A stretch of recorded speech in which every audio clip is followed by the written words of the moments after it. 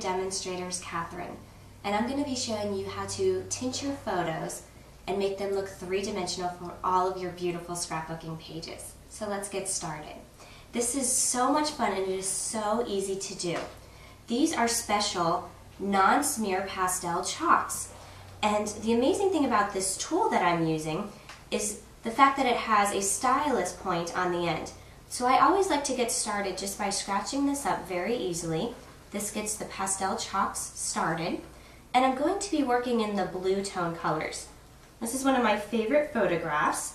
It's of a boat with the water as well as a rock in the background. And it's very easy to use this non-smear pastel chalk. All I have to do is take 1, 2, and 3 scoops and color right over the photograph. I just want to go into a darker blue, 1, 2, 3 scoops, and color right across here. This is a black and white photograph, and you can either use the pastel chalks onto any type of matte paper or onto any type of glossy paper. And I'm using matte paper right now. I'm just going right across the photograph. It also helps to go in circular motions. If I want to add a little bit of a circular motion in there, I can do that as well. Now the amazing thing about the pastel chalks is the fact that they seal right into paper. I don't have to spray an adhesive, I don't have to worry about these smearing, and I also don't have to worry about if I want to get a little bit off of there. I can erase within the first 5 minutes. So I'm just going into darker blues. Even if I want to add a little tint of green, I can do that as well.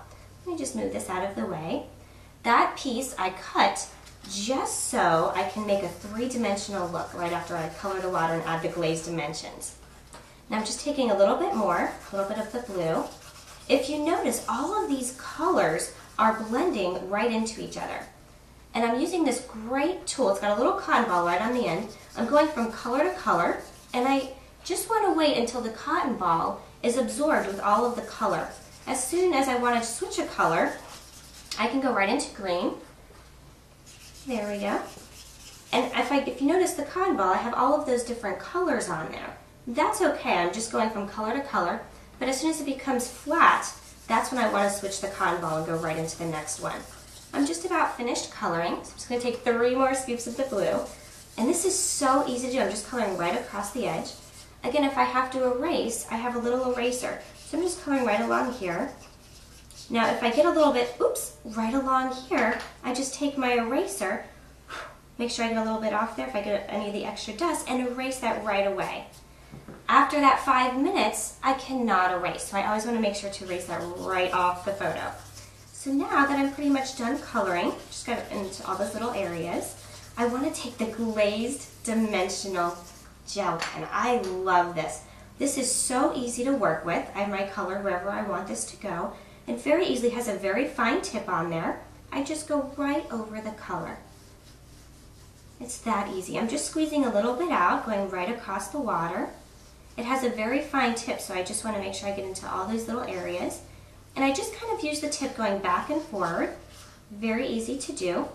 Now, the thing I love about this little cotton ball tool is the fact that I can take another cotton ball and move the glazed dimension around. So I'm just going to take a little bit of the extra, just go right around here. If I really want to make it very even looking, I just want to take the cotton ball, and I'll show you that as well. I'm just going to put this right across the picture. I'm going to take another cotton ball. I always want to put that top back on so that it doesn't dry out. There's a little pin that's in there as well, so I can always get that started again if it just dries up a little bit. Here's the little cotton ball that I just changed out, and I'm just going to go right across here just to make sure that everything is even and where I want this to go. This really makes the black and white photo stand out, and I love this look because this makes it look just like the water, just like the day I was there. So I'm just going to go right across here. This was such a wonderful day at Witch's Rock. It was so beautiful, and the one thing that really stood out to me was the water. So I always wanted to put that water scene right in there, and that's why I love the glazed dimensional gel pen. There we go. So now that I'm finished with that, that's going to take about 10 minutes to dry. I'm just going to remove that cotton ball. This is a piece I already cut out. I had an X-Acto knife. It's very easy to work with. I just cut it out, the pieces that I want. I even cut right out in the middle, so I can still see the water through there. And what I'm going to do now is just take the little pop dots. I just absolutely love these. These are so great. They make everything look three-dimensional. So if I want something to look three-dimensional, I just take these, place them right on. I even cut some in half because I want to get into the smaller little areas right along here. And I just want to get right into the little area right along the bottom. So now I'm just going to flip that over and just very easily line this up where I want this to go. And voila, I have a beautiful scrapbooking page. And this is a very easy page to make. I just stenciled right along here with the Stencil Collections brass stencil. Here's the Sailboat. I colored in with the non-smear pastel chalks. And this is so wonderful. It does not smear across the page because they seal and set right in there.